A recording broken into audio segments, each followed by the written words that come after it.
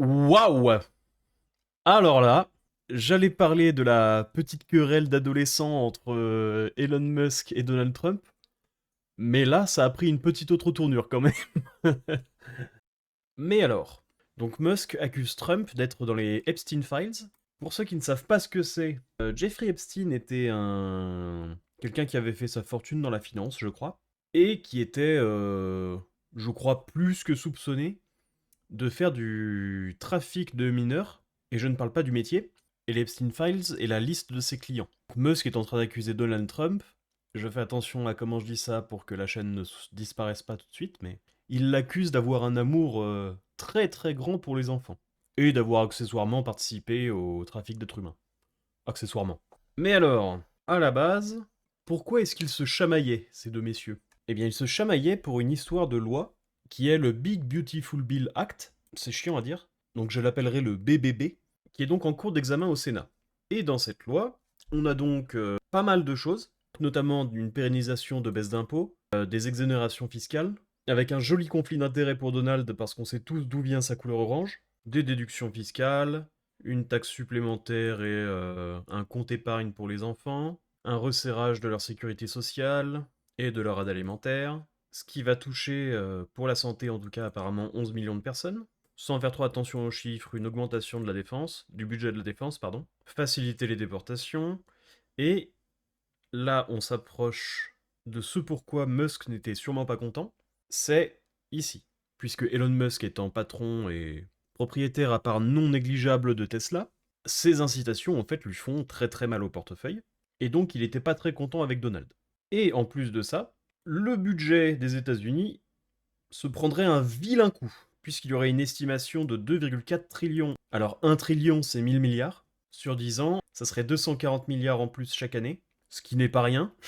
Mais là c'est vrai que cette loi elle est bizarre quand même. Parce que les États-Unis sont aussi dans une situation un peu bizarre. Parce que les États-Unis ne sont pas un pays aussi libéral que ce qu'on peut penser par chez nous, en fait. Et les dépenses des États-Unis, c'est quand même avant tout de la sécurité sociale et de la santé, comme chez nous. Bon, sauf que eux en plus ils ont un budget défense absolument délirant et des intérêts sur la dette qui font très peur.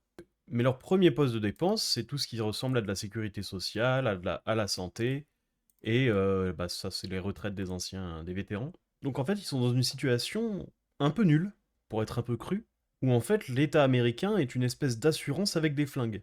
Puisqu'une partie non négligeable de autres programmes, ça doit être des frais de fonctionnement, ils sont un peu dans une situation où il faut une bonne quantité de courage politique pour réduire les dépenses. A priori, j'aurais dit que Trump serait du style à avoir ce courage politique.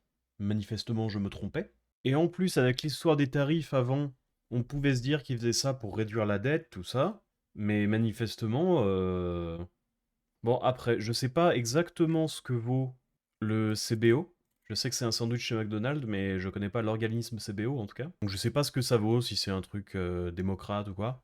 Mais oui, là, la stratégie de Trump, je l'avoue, m'échappe un peu. Parce que en plus, c'est vrai que j'ai même pas tilté avant, mais dans la BBB, là, il y a aussi un petit cadeau pour les investisseurs étrangers, qui est une taxe de 35%, bon pour l'Europe en tout cas c'est 35%, sur les dividendes. Donc en plus en faisant ça, il va faire fuir les investisseurs étrangers qui investissent sur les boîtes qui versent du dividende. Donc là, franchement, très honnêtement, je sais pas ce qu'il fout. Parce que bon, allez, les tarifs, on peut se dire que c'est de la manipulation de marché, et il a fait croquer les potes. C'est pas très moral, et ça me casse un peu les couilles. Mais bon, au moins on peut comprendre la démarche. Mais cette loi-là, franchement, je ne vois pas trop l'objectif. Et du coup, un petit détail marrant, un peu moins marrant si vous avez des actions Tesla ou du Nasdaq. Mais en fait, tout au long de la journée, il y a eu cette petite guéguerre Twitter entre les deux. La guéguerre a commencé à peu près vers midi.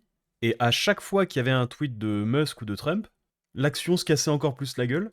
Et là, bon, il y a affiché 15h25, mais c'est heure locale, donc aux États-Unis. Mais là, c'est le tweet de Musk qui dit que Trump est un amateur d'enfants. Et ça remonte gentiment depuis. Mais alors là, vraiment, ce tweet, c'est quelque chose quand même. Parce que là, bon, les midterms, ça a beau être dans un an et demi, ça risque d'être un vrai massacre. Et là, même les républicains commencent à perdre confiance en Trump. Enfin, je dis même ça avant le tweet. Donc ça, c'est quelque chose qui est tombé quelques heures avant le tweet assassin de Musk. Et là où il y a 2 jours, la loi avait 75% de chances de passer, aujourd'hui, elle était passée à 50. Et bon, là, ça... Je sais pas si je peux regarder directement sur leur site. Je ne peux pas. Mais voilà, ça va passer à quelque chose comme 30, je pense. Même au-delà de ça, comment tu diriges un pays quand un truc comme ça te tombe sur la gueule? Enfin bon, bref. Vous avez les infos, en tout cas. Si la vidéo t'a plu, n'hésite pas à t'abonner, à regarder une autre vidéo, à faire un petit passage sur la chaîne principale, à liker et à commenter.